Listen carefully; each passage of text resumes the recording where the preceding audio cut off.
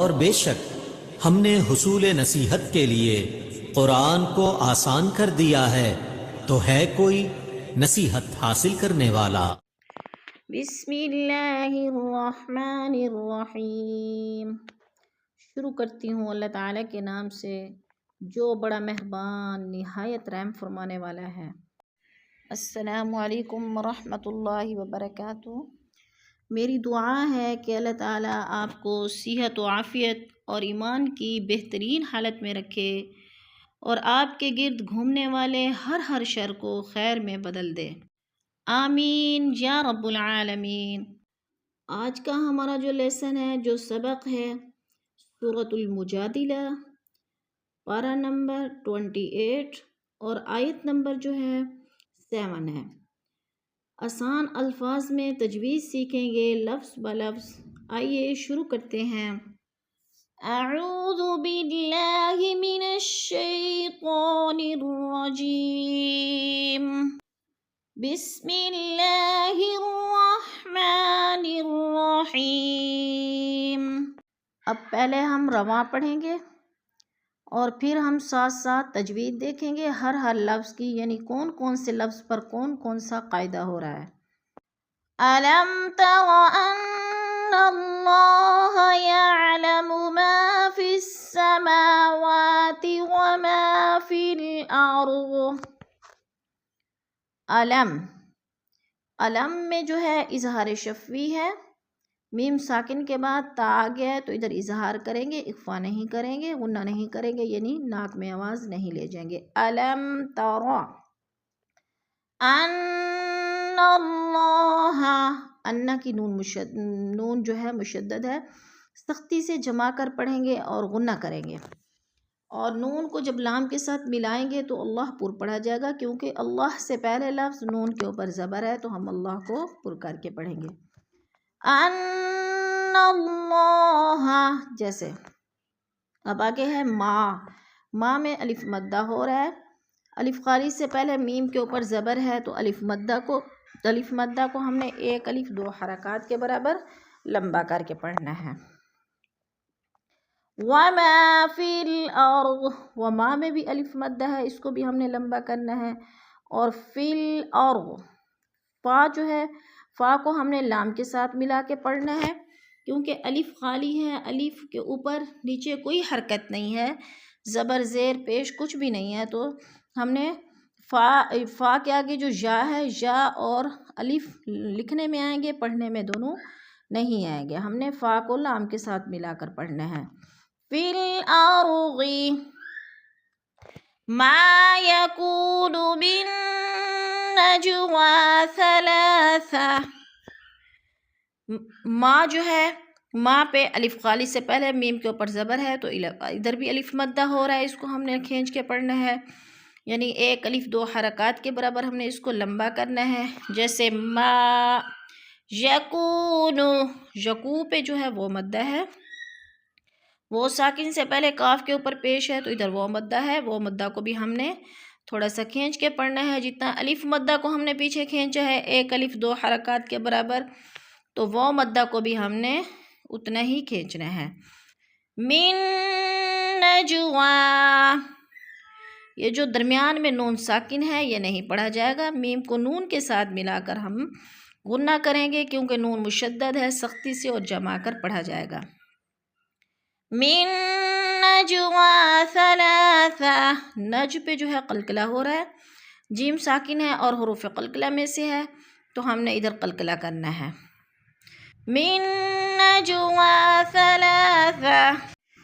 ثلاثة إلا هو رابعهم ولا خمسة، ثلاثة، تا 2 زیر 3، تنوین ہے آگے، ساتھ ہی حروف ہلکی میں سے حمزہ آ گیا ہے تو ہم نے ادھر اخفا نہیں کرنا بلکہ لفظ کو ظاہر کر کے پڑھنا ہے۔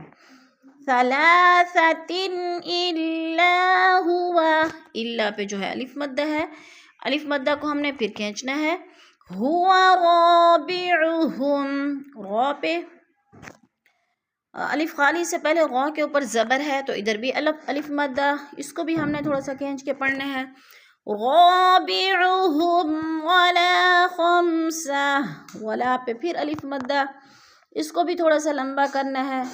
خمسۃ الا ہوا، تا دو زیر تین، تنوین آگے حروف حلقی میں سے حمزہ آ گیا ہے تو ادھر اظہار ہو رہا ہے، اخفا نہیں کریں گے. جیسے خمسۃ الا ہوا، سادسهم ولا ادنى من ذلك، سادسهم ولا ادنى من ذلك.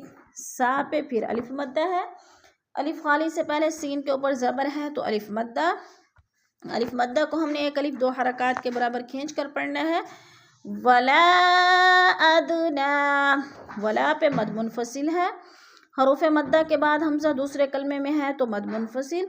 4 الفی مد ہے، ہم نے اس کو 4 حرکات کے برابر کھینچ کر پڑھنا ہے، یعنی لمبا کرنا ہے. ادنا، اد پہ قلقلہ ہو رہا ہے، دا ساکن ہے اور حروف قلقلہ میں سے ہے تو اس کو ہم نے ہلا کر پڑھنا ہے.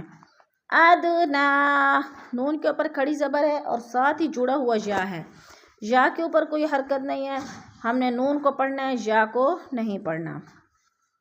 من ذالک، نون ساکن کے بعد دال حروف اخفا میں سے ہے تو ہم نے ادھر اخفا کرنا ہے، اظہار نہیں کرنا. اخفا کا معنی ہوتا ہے لفظ کو چھپا کر پڑھنا ناک میں.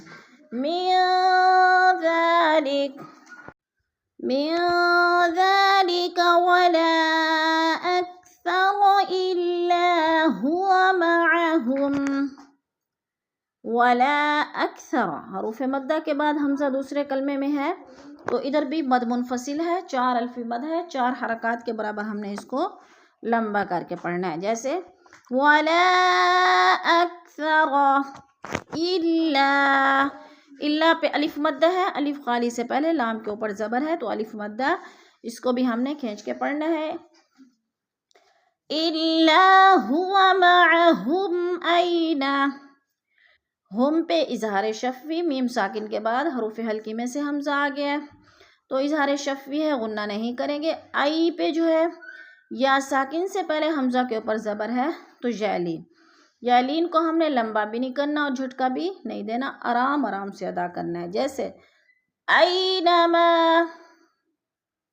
ماں پہ پھر الف مدہ تھوڑا سا کھینچنا ہے. کانو، کا الف خالی سے پہلے کاف کے اوپر زبر ہے تو ادھر بھی الف مدہ، الف مدہ کو ہم نے ایک الف دو حرکات کے برابر لمبا کر کے پڑھنا ہے. اینما کانو ثم ينبئهم بما عملوا، ثم کی میم مشدد ہے، غنہ کریں گے، سختی سے جمع کر پڑھیں گے. ينبئهم، ہم پہ جو ہے میم ساکن کے بعد حرف با آ گیا ہے تو ادھر ہے اخفاء شفوی، یعنی غنہ کریں گے، تھوڑا سا ناک میں آواز کو لے کر جائیں گے. جیسے ينبئهم بما، بیما پہ الف مدہ، عاملو پہ بھی وہ مدہ، ان دونوں کو ہم نے تھوڑا سا کھینچ کر پڑھنا ہے. ثم ينبئهم بما عملوا يوم القيامة، بیما پہ الف مدہ، عملو پہ وہ مدہ، یو پہ جو ہے وہ ساکن سے پہلے یا کے اوپر زبر ہے تو ادھر وہ لین ہو رہا ہے، وہ لین کو ہم نے جھٹکا بھی نہیں دینا اور لمبا بھی نہیں کرنا. جیسے یوم القیامہ، گولتا کو وقف کی صورت میں ساکن کر کے پڑھیں گے. یوم القیامہ ان اللہ بکل شیء علیم. انا کی نون مشدد ہے، سختی سے جمع کر پڑھیں گے، غنہ کریں گے. اور ان اللہ، اللہ پر پڑھا جائے گا، اللہ سے پہلے لفظ نون کے اوپر زبر ہے تو اللہ کو پر کر کے پڑھیں گے. شیئن، دو زیر تنوین ہے، تنوین کے ساتھ ہی آگے عین حروف حلقی میں سے آگے ہے تو ادھر اظہار ہوگا، یعنی لفظ کو ظاہر کر کے پڑھیں گے، ادھر غنہ نہیں کریں گے. شیئن علیم، علی، یا ساکن سے پہلے لام کے نیچے زیر ہے تو ادھر یا مدہ ہے. علیمن، یہ دو پیش تنوین ہے لیکن وقف کی صورت میں ہم نے اس کو میم کو ساکن کر کے پڑھنا ہے۔ ان اللہ بکل شیء علیم، صدق اللہ العظیم۔ کلاس کے اختتام پر دعا پڑھ لیتے ہیں۔ سبحان ربک رب العزت عما یصفون وسلام علی المرسلین والحمد للہ رب العالمین۔